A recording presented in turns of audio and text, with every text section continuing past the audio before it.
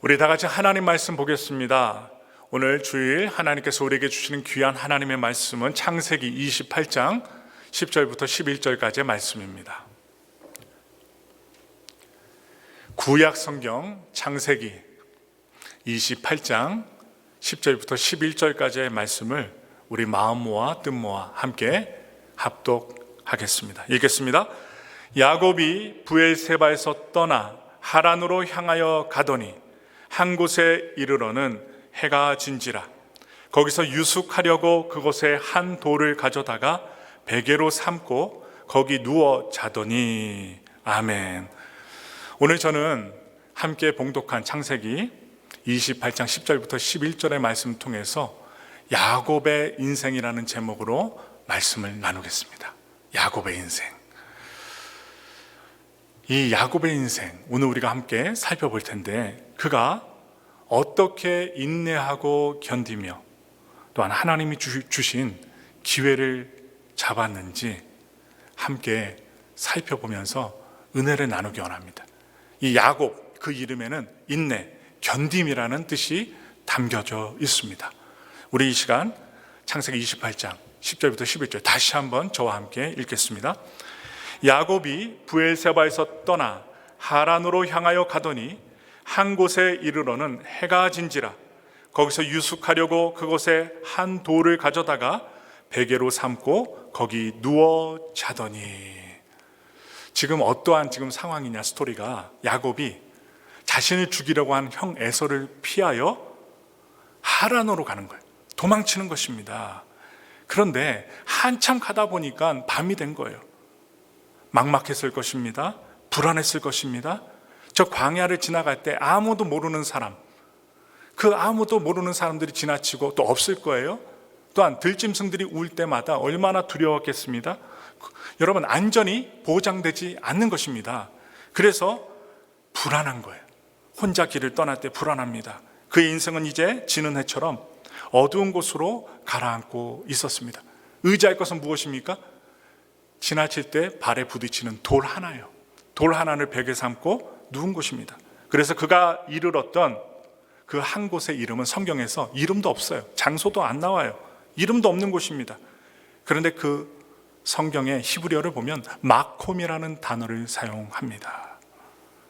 어느 누구도 이러한 지점에 자신의 인생이 처하게 되길 원하지 않습니다. 혼돈, 불안, 아무도 없는 곳을 바라보지 않아요.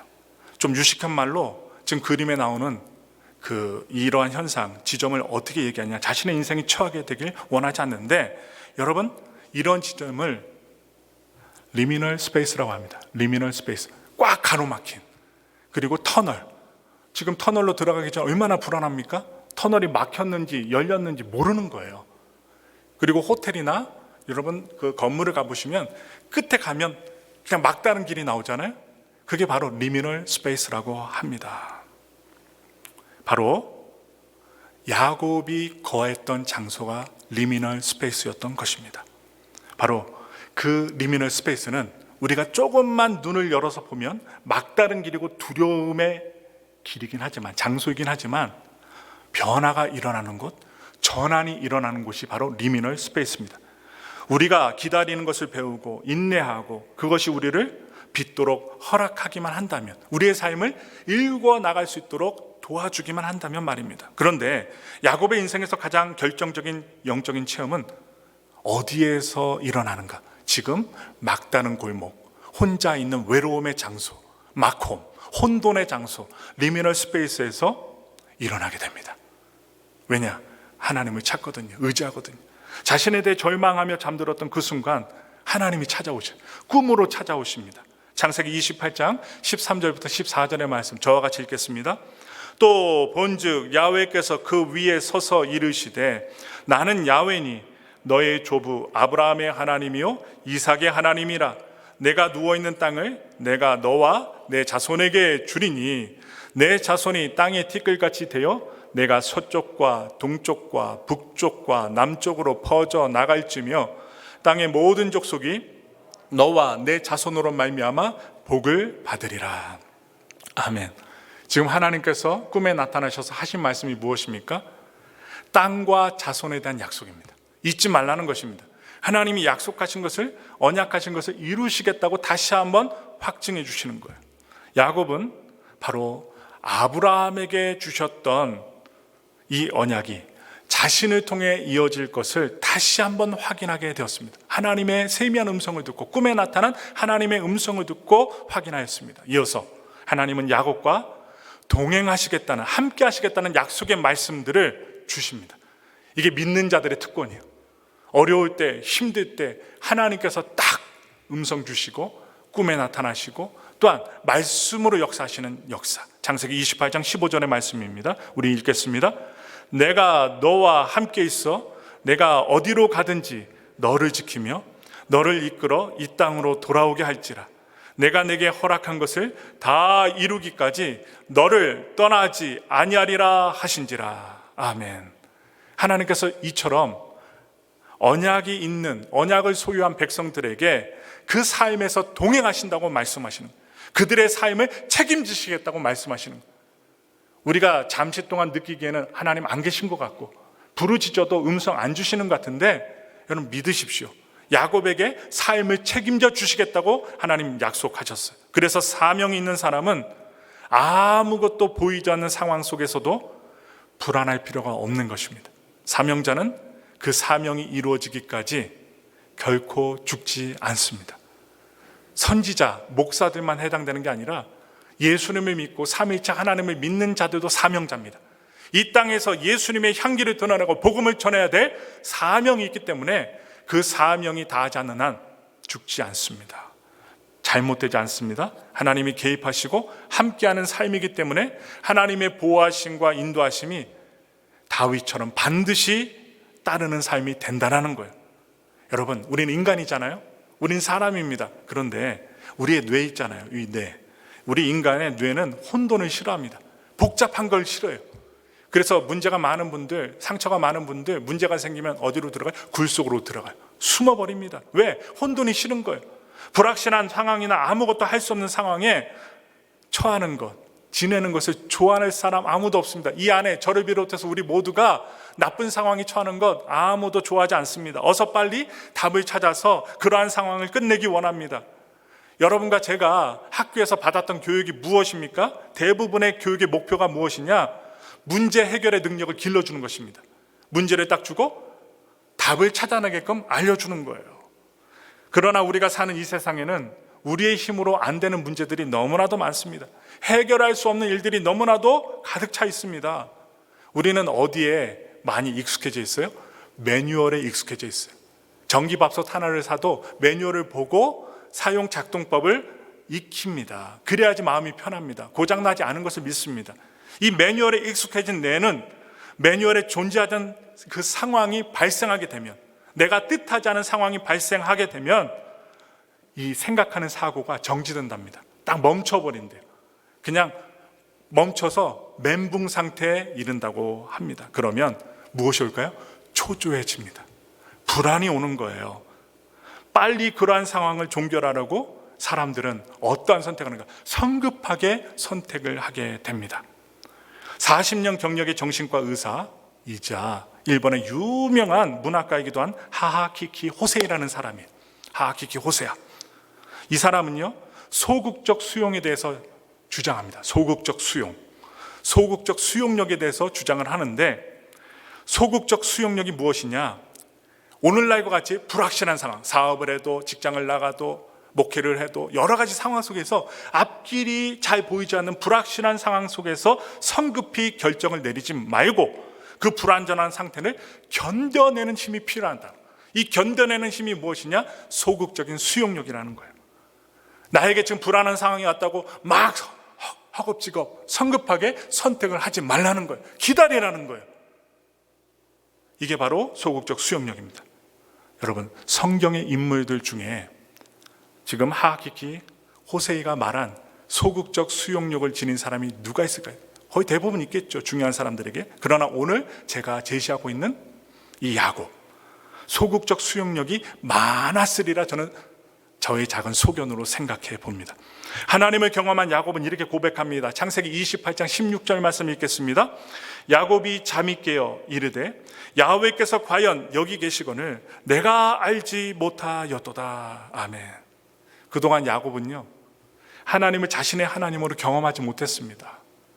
깨닫지 못했어요. 그러나 꿈을 통해 그에게 영적인 인식과 자각이 일어난 것입니다. 문제를 통해서 도망가다가 하나님을 만나게 된 거예요. 그리고 체험하게 됐어요.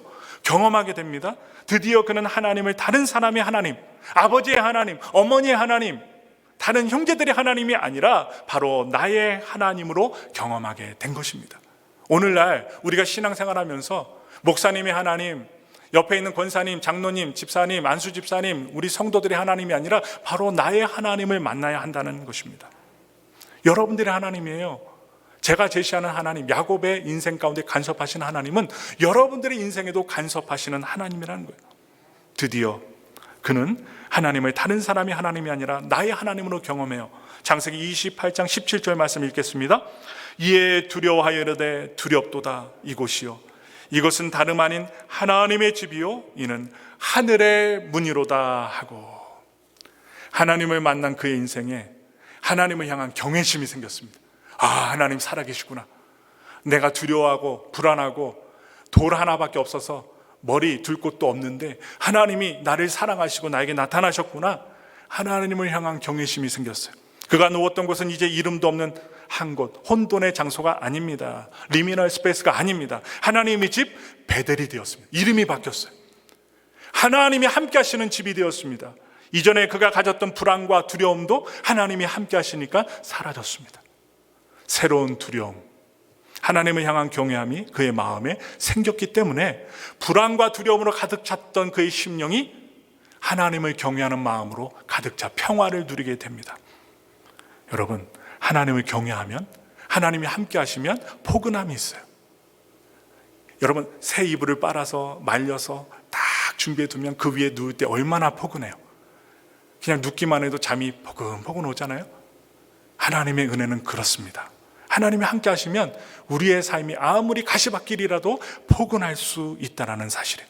그래서 하나님을 경외하고 믿는 자들에게 미래가 두렵지 않다는 것입니다.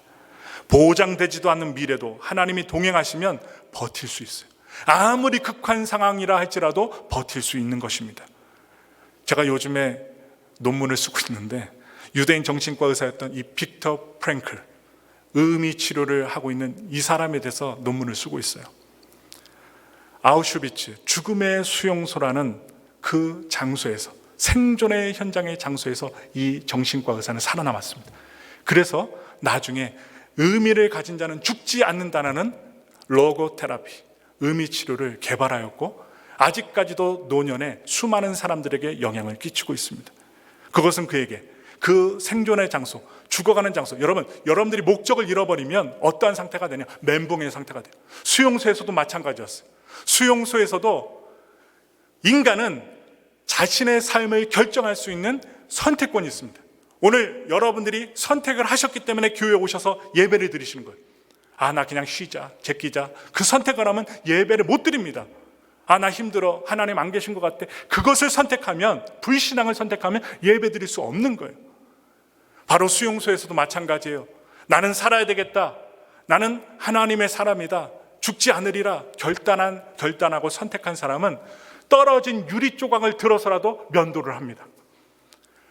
아무리 작은 음식이라도 먹고 때깔나게 살아갑니다. 좌절하지 않아요. 그런데 탐욕이나 절망의 선택을 한 사람들은 대변과 소변과 더러운 구덩이 속에 딱 누워서 그 군인들이 총을 겨눠도 움직이지 않습니다. 담배 한 대 피면서 죽는다는 거예요. 그런 사람들, 넋을 놓고 탐욕에 빠지고 절망하는 사람들은 10일 안에 다 죽었다는 거예요. 건강함에도 불구하고.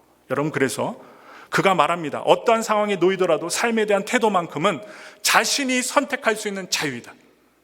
여러분들 아무리 힘들어도 하나님을 선택하십시오. 하나님의 도우심을 선택하십시오. 선택할 때 죽음의 절망이 희망이 될 것이요 소망이 될 줄 믿습니다. 하나님을 경험한 야곱에게 이제 탄탄대로가 열렸을까요? 그렇지 않았습니다. 물론 그는 밧단아람에 이르러 첫사랑 라헬을 만나는 기쁨을 누립니다. 그녀를 아내로 얻기 위해서 몇 년간 일을 하느냐? 7년 동안 죽으라고 고생을 합니다. 그것도 삼촌 밑에서 일을 하는 거예요. 오너도 아니었습니다. 그래도 라헬을 사랑했기 때문에 성경에 나와요. 어떤 말씀이 나옵니까? 7년이 며칠처럼 느껴졌다는 거예요. 한 3박 4일로 느껴졌다는 것입니다. 얼마나 사랑했으면 그렇게 여길 수 있었을까요? 그런데 이 야곱은 라반에게 속아서 첫날 밤을 누구와 보냅니까? 라헬의 언니 레아와 첫날 밤을 보내게 됩니다. 여러분, 여기서 교훈이 있어요. 야곱은요, 늘 속이고만 살았습니다. 그랬던 그가 이제 삼촌을 통해서 속임을 당하는 것입니다. 그리고 속이는 것을 자기가 깨닫게 돼요. 야곱은 라헬을 얻기 위해서 또다시 7년을 라반을 위해 열심히 일해야만 했습니다. 그리하여 야곱이 다시 베델로 올라가는 데는 총 20년의 세월이 걸리게 됩니다. 20년. 1년도 긴데, 5년도 긴데, 10년도 긴데 20년의 세월을 삼촌 라반을 위해서 일해야만 했습니다. 창세기 32장 41절부터 42절 말씀 읽겠습니다. 내가 외삼촌의 집에 있는 이 20년 동안 외삼촌의 두 딸을 위하여 14년, 외삼촌의 양떼를 위하여 6년을 외삼촌에게 봉사하였거니와 외삼촌께서 내 품삯을 10번이나 바꾸셨으며 우리 아버지 하나님 아브라함의 하나님 곧 이삭이 경외하는 이가 나와 함께 계시지 아니하셨더라면 외삼촌께서 이제 나를 빈손으로 돌려보내셨으리라마는 하나님이 내 고난과 내 손의 수고를 보시고 어젯밤에 외삼촌을 책망하셨나이다. 아멘. 지금 야곱이 고백하죠. 20년의 세월을 고난 속에 보냅니다. 열심히 일하면서 보냅니다. 버틸 수 없는 환경 속에서 견뎌냅니다. 그 이길 수 있는, 견뎌낼 수 있는 비결이 무엇입니까? 그것은 그가 고백하는 것처럼 하나님이 그와 함께 하셨기 때문에, 하나님이 그와 함께 하셨기 때문에 이겨낼 수 있었어요. 야곱은 20년의 연단의 시간을 마치고 다시 가나안 땅으로 돌아가게 됩니다. 왜냐? 하나님의 약속의 말씀이 이끌기 때문입니다. 그래서 우리가 약속의 말씀을 따라가야 돼요. 하나님의 말씀, 약속을 부여잡으면 하나님이 이끌어 가시는 거예요. 내가 주도하는 게 아니라 하나님이 이끄십니다. 그러나 그는 또다시 위기에 직면합니다. 탄탄대로가 아니에요. 400명의 장정을 거느리고 오는 형 에서를 만나야 했기 때문에 또 불안이 찾아옵니다. 그는 이럴 수도 없고 저럴 수도 없는 진퇴양난의 길, 리미널 스페이스에 빠지게 됩니다. 그가 다다른 마하나임, 장소가 마하나임이에요. 그 마하나임의 뜻이 뭐냐? 두 진영이라는 거예요. 이 두 진영이 뭡니까? 싸움하는 곳이라는 거예요. 싸움과 대결이 기다리고 있는 곳이 바로 마하나임입니다. 바로 야곱을 기다리고 있던 장소예요. 이곳 마하나임은 야곱에게 또다시 리미널 스페이스가 됩니다. 막다른 골목이 되었어요. 야곱은 두렵고 답답해집니다. 그는 이 지점에서 무엇을 행하느냐? 우리에게 본을 보여줘요. 기도합니다. 오늘 우리가 왜 예배드립니까? 우리의 삶을 주님 앞에 맡기고 생명을 주님 앞에 맡기고 작은 인생, 불안한 인생이지만 하나님 이 땅에 태어난 나의 목적이 있음을 믿습니다. 하나님 나를 통하여 하나님 영광을 받으소서. 그러나 불안한 일들, 불안한 장소, 불안한 문제가 있사오니 하나님 해결하여 주옵소서. 이게 신앙이고 기도입니다. 이 기도를 누가 했느냐? 야곱이 했던 것입니다. 창세기 32장 11절부터 13절 말씀 읽겠습니다. 내가 주께 간구하오니 내 형의 손에서 에서의 손에서 나를 건져내시옵소서. 내가 그를 두려워함은 그가 와서 나와 내 처자들을 칠까 겁이 나기 때문이니이다.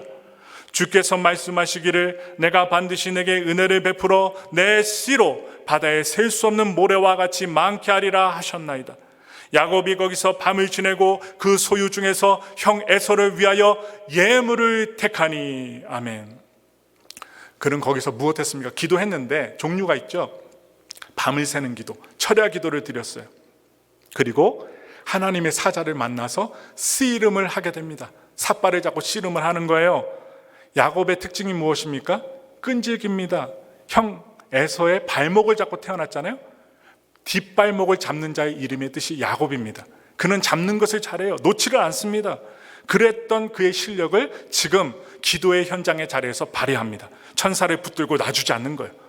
그러니 천사가 날이 새니까 어떻게 해요? 돌아가야 되니까 나로 가게 하라. 날이 새려 하니 나로 가게 하라.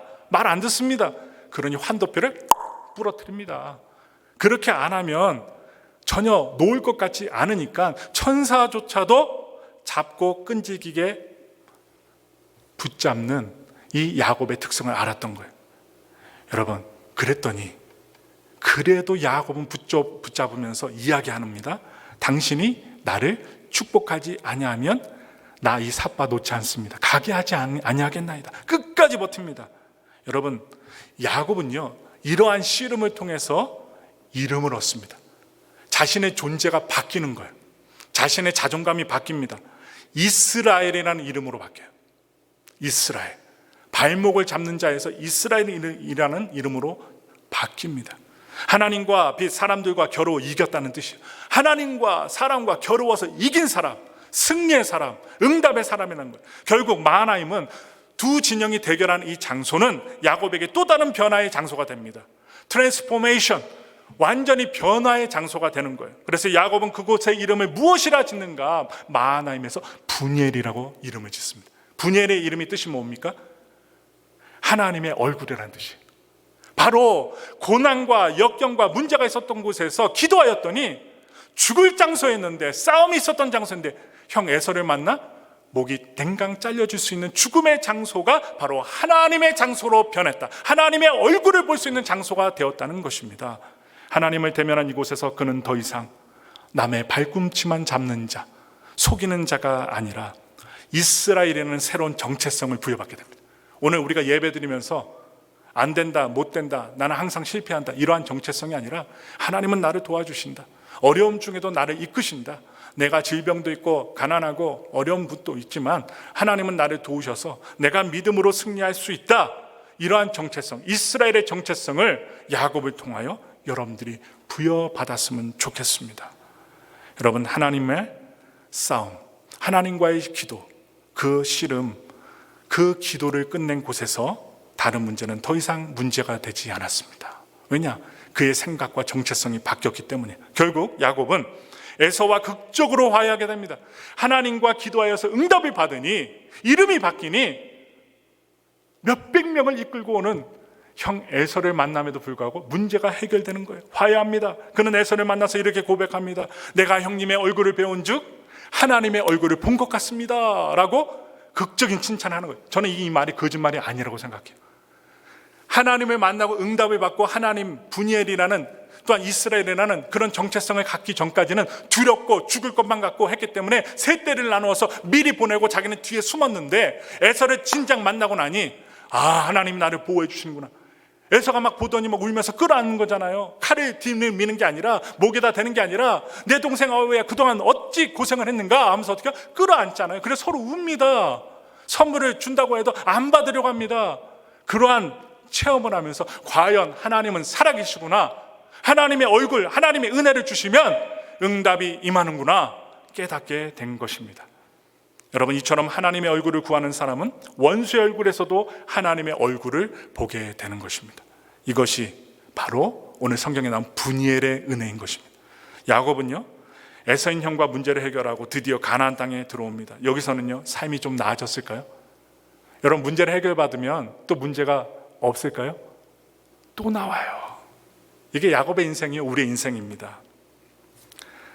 하나님이 명령해서 가나안 땅에 돌아가는데 또 문제가 생겨요. 자신의 마음과 달랐어요. 돌아오자마자 그의 하나밖에 없는 딸 디나가 강간을 당해요. 세겜성의 그 아들과, 여러분, 아들에 의해서 강간을 당해요. 또한 가장 사랑하는 아내 라헬이 죽습니다. 7년 동안 고생해서 얻은 아내, 그 아내가 죽어요. 이어서 야곱은 그의 아들들이 속입니다. 이제 아버지가 속이는 자였는데 아들들이 그 유전을 받았는지 무엇을 배웠는지 아버지를 속이는 거예요. 그가 가장 사랑했던 아들 라헬의 아들이었던 요셉을 죽었다고 하고 옷에 짐승의 피를 묻혀서 죽었다고 속이고 미디안 상인들에게 팔아버린 것입니다. 그래서 야곱은요, 그 사랑하는 아들 요셉이 없는 22년의 기간을 아들을 갖다가 찾으려는, 아들을 갖다가 잊지 못하는 22년의 고통의 세월을 겪습니다. 후에 야곱이 바로왕 앞에 나아갔을 때 그의 심정을 이렇게 고백합니다. 창세기 47장 9절의 말씀 읽겠습니다. 야곱이 바로에게 아뢰되 내 나그네 길의 세월이 130년이니이다. 내 나이가 얼마 못 되니 우리 조상의 나그네 길의 연주에 미치지 못하나 험악한 세월을 보내었나이다 하고, 뭐라고 얘기해? 자기의 삶을 험악한 세월을 보냈다고 이야기합니다. 바로 그 야곱이 끝까지 포기하지 않고 그 시간을 살아냈습니다. 죽지 않았습니다. 포기하지 않았습니다. 어려운 일이 겹겹이 쌓여서 문제가 다가왔지만, 하나님의 약속대로 순종하고 나갔지만 문제가 계속 다가왔어요. 아들들이 살인하는 일도 세겜성에서 벌어졌어요. 그래서 또 도망치고, 요셉도 사라지고 죽었다고 하고, 딸도 강간을 당하고, 하나님의 이름을 바꿔주셨음에도 불구하고 그는 어려움에 어려움을 겪게 됩니다. 그러다 그는 12지파의 아버지가 되었어요. 그를 통해 이스라엘이라는 민족이 세워진 것입니다. 결국 야곱은 그가 힘겹게 얻은 하나님의 축복의 이름 이스라엘이라는 정체성을 모든 유대인들에게 남기게 됩니다. 야곱은요, 다른 어떤 족장들보다도 많은 시간 도피와 유랑세월을 합니다. 고생에 고생을 한 사람. 여러분, 야곱이 하늘의 문이 열리고 사닥다리에 천사들이 올라왔다 내려왔다, 그 환상을 보았다, 그런 축복만 바라보지 마세요. 12명의 아들을 낳았으니 대단하다, 그것만 보지 마세요. 그 누구보다도 도망치고, 다윗도 비슷했죠. 도망치고 유랑의 세월을 보낸 거예요. 떠돌이 생활한 거예요. 그러나 야곱은 그 모든 것을 인내하며 견뎠습니다. 견뎌냈습니다. 이게 바로 야곱의 인생입니다. 견디는 삶. 그야말로 그는 모든 인생의 비극적인 순간에도 불구하고 살아남은 자였어요. 생존한 자였습니다. 많은 유대인들이 인생의 비극을 겪을 때 누구를 모델로 삼느냐? 야곱을 모델로 삽니다. 왜냐? 야곱이 도망치고 견뎌내는 삶을 살았기 때문입니다. 그래서 야곱은요, 오늘날에도 유대인들, 이스라엘 백성들의 견디는, 인내하는 모델로 세워져 있습니다. 우리가 아는 것처럼 여러분, 유대인들, 좀 전에도 제가 예를 들어서 빅터 프랭클의 아우슈비츠 죽음의 수용소를 말씀을 드렸지만, 이 유대인들은요, 전쟁이 날 때마다 비극을 겪었고요, 이 성경상에서 역사를 보면 여러분, 이 나라가 망하는, 그것도 2번이나 망하게 되는 경험을 합니다. 바벨론과 로마의 침략으로 건물들이 돌 위에 돌 하나도 남지 않게 되는 그러한 정말로 충격적인 역사를 경험한 민족이 바로 이스라엘 백성들이에요. 이후로 여러 나라로 흩어집니다. 나라가 없어요. 세계 곳곳에 흩어져서 추방되어 삽니다. 유대인들이라고 하면 손가락질 당합니다. 그리고 그들을 멸시합니다. 그리고 박해합니다. 중세 때는요, 포그롬이라는 그런 박해를 유대인들이 당하였어요. 대학살을 당합니다. 그런데도 유대인들은 끝끝내 살아나요. 그럼 신기하죠? 그들이 살아났던 이유가 무엇입니까? 그러한 혼돈과 박해와 어려움들 속에서 유대인들은 역사 속에 사라질 민족이 될 수 있었지만 사라지지 않았어요. 왜냐? 하나님의 말씀인 토라를 잊지 않았기 때문에. 하나님의 말씀을 떠나지 않았어요. 박해를 당해도, 어려움을 당해도, 나라가 망해도 하나님의 말씀 토라를 버리지 않았습니다. 그리고 견뎌냈어요. 그 말씀으로 다시 소망의 불을 켰습니다. 그래서 그들이 가는 나라마다, 장소마다 회당을 지었습니다. 회당이 어느 곳입니까? 어느 장소예요? 하나님의 말씀 토라를 연구하고 함께 공부하고 예배드리는 장소가 바로 회당입니다. 회당을 세웠고, 결국 하나님의 말씀을 지켜낸 그들은 오늘날 살아남았습니다. 그리고 이스라엘 땅에 다시 나라를 재건했습니다. 신기하죠? 신기한 게 아닙니다. 하나님이 그들과 함께 하셨고, 그들은 하나님의 말씀을 버리지 않았기 때문에 그들은 나라를 재건하고 오늘날 멸망당하는 멸문지하의 민족이 되지 않았습니다. 여기서 힌트가 있어요. 여러분과 제가 하나님 말씀 안에 거하면 죽지 않는다는 거예요. 멸망당하지 않는다는 사실. 이거는 이스라엘 백성들을 통하여 드러난 것입니다. 지금 우리 중엔 인생의 최악의 시기를 경험하는 분들도 계실 것입니다. 마음이 쪼그라들고 심장이 아프고 먹을 것과 입을 것, 생존의 상황 속에서 정말로 힘들어하는 분들도 있을 것입니다. 우리의 뇌는요, 이 혼돈의 시간을 최대한 빨리 끝내고 싶어서 초조하고 불안할 것입니다. 그러나 이 문제를 해결할 수 있는 매뉴얼이 우리 손에 없어요. 손에 없어요. 앞날을 장담 못합니다. 지금 한국의 수많은 젊은이들이 시름시름합니다. 왜냐? 비트코인 때문이에요. 심지어 억대 돈을 투자하고 수천만 원을 투자해서 5억, 7억까지 됐을 때 정말 나는 어떻게 잘 살겠다 해외여행 다니고 좋은 차를 끌고 막 했는데 갑자기 하루아침에 몇백 원으로 떨어져서 수많은 사람들이 알거지가 되었어요.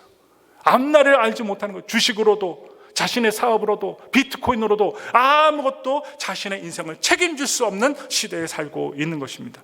그래서 리미널 스페이스에서 우리는 우리 자신에 대해서 정말 낮추고 하나님을 믿을 만한 절망의 자세로 나아가야 돼요. 내가 해결책이 없다는 그 전제 아래 하나님을 의지하고 내가 멈춰서야 하는 거예요. 섣불리 선택하는 것이 아니라 견디고 하나님이 찾아오시고 해결해 주시기까지 바라보는 거예요. 그때 내가 절망했던 그것은 하나님께서 바꾸어 주셔서 베델이 될 것입니다. 거기서 우리의 삶을 통해 이루시기 원하시는 하나님의 뜻을 새롭게 발견할 수 있다는 거예요. 야곱을 오늘 창세기에서 찾아오셨던 하나님께서는 오늘날 현재 살아가는 우리들에게도 찾아오십니다. 불안으로 가득 찬 우리의 절망의 장소를 무엇으로 바꿔주시냐? 베델의 장소로 바꿔주시는, 하나님이 함께 하시는, 동행하시는 장소로 바꾸어 주시길 원하십니다. 여러분들께서 혼자 가는 길이 아니라 하나님께서 동행하는 여정이 되기를 누가 원하시냐? 하나님이 원하신다는 거예요. 혼돈의 순간 우리는 그 혼돈과 함께 사는 법을 배워야 합니다. 절망이 임할 때 절망을 이겨낼 수 있도록 절망과 함께하는 법을 배워야 돼요. 야곱은요, 그의 삶이 혼돈스럽고 이해할 수 없는 그 삶이 그에게 익숙했어요. 그러나 그는 이러한 상황을 받아들임으로 자기의 상황을 벗어나는 게 아니라 인정하고 받아들였어요. 그 이후에 무슨 일이 벌어졌냐? 하나님께서 역사하셔서 창조적인 변형을 이루어내십니다. 그래서 우리는 혼돈 속에서도 꾸준히 하나님의 얼굴을 구해야 한다는 사실이에요. 기도해야 합니다. 기도 다 알지요. 목사님 기도해 주세요. 이게 아니라 내가 하나님 앞에서 절망 가운데 기도하며 나갈 때 나를 위한, 또한 여러분들을 위한 하나님이 찾아오신다는 거예요. 그래서 마하나임은 무장해제됐어요. 에서가 화해하게 됩니다. 그리고 그것은 우리가 거기서 하나님의 얼굴을 보는 분이엘의 장소로 바뀌었습니다. 끝까지 버티는 자가 결국 하나님이 주시는 인생의 기회를 얻게 된다는 사실을 오늘 야곱의 인생을 통하여 배울 수 있다는 거예요. 바라기는 절망하고 있는 여러분들의 삶에 하늘의 사다리가 내려지길 소망합니다. 저도 간절해요. 우리 성도들이 정말로 생명의 위기 가운데 건짐을 받고 사업과 직장과 생활과 자녀들, 정말 혼자 계신 분들은 정말로 하나님이 함께 하셔서 도와주셔야만 이겨낼 수 있으니 하나님께서 반드시 함께 하시기를, 분이엘의 영광을 보여주시기를 바라며 말씀을 준비했어요. 여러분 포기하지 마세요. 절망하지 마세요. 아무리 사람들의 손가락질을 당하고 하나님은 없다라고 이야기를 들을지라도 여러분들과 저는 하나님은 살아계신다. 분이엘의 하나님은 나를 도우신다. 이 교회를 도우신다. 우리의 삶을 도우신다. 저 유아부에서 공부하고 있는 이 아이들을 하나님이 책임져 주신다라는 이 사실을 분명하게 믿고 그 하나님의 약속의 축복이 우리를 이끌어가 결국에는 하나님의 영광을 보게 되는 여러분과 제가 되기를 예수님의 이름으로 축원합니다.